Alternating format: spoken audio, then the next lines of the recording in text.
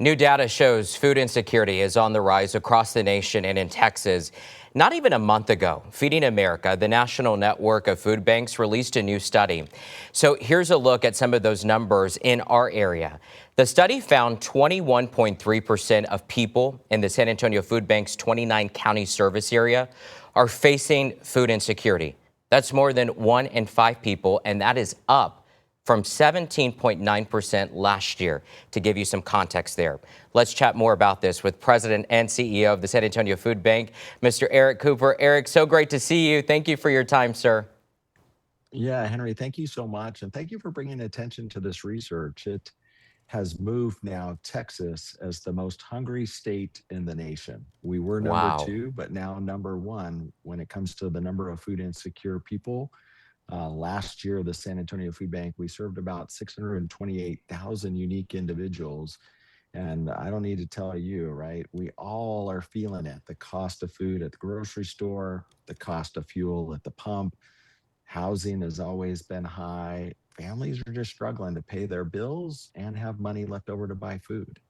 No, that's exactly it. And that is not being number one. That is not what we want to be known for in this state. You know, Eric, the reason I had reached out to you this week is because I saw a social post of a photo of it was a sweet lady. Her name was Margie.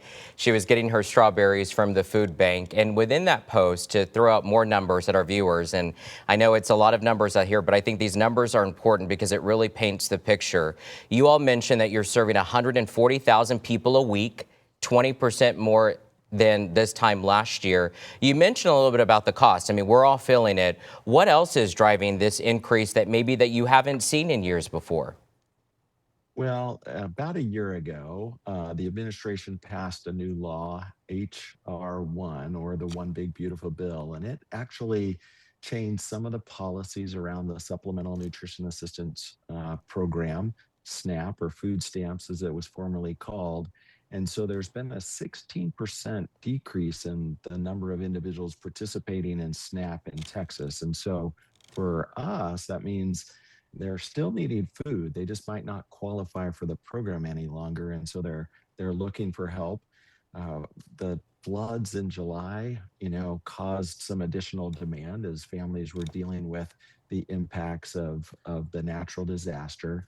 And then, like I said, the economy seems to produce for some, but a lot are lost in the gap. And honestly, that's who we see. The most common profile of that 140,000 people we feed each week is female.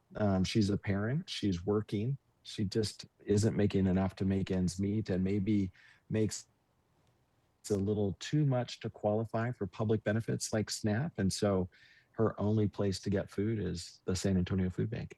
Right. And thank goodness you all are here. I mean, serving not just the San Antonio area, but other counties, more almost 29.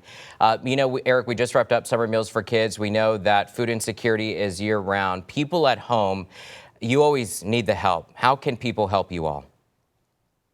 Well, there's a couple things, Henry, we want to make sure people know that, yeah, it is a great day this week that kids went back to school and the importance of the National School Lunch and Breakfast Program. They do such a great job. So thank you, USDA and the Texas Department of Agriculture, and thank you to all the cafeterias because they are feeding kids and that is lessening the demand for us.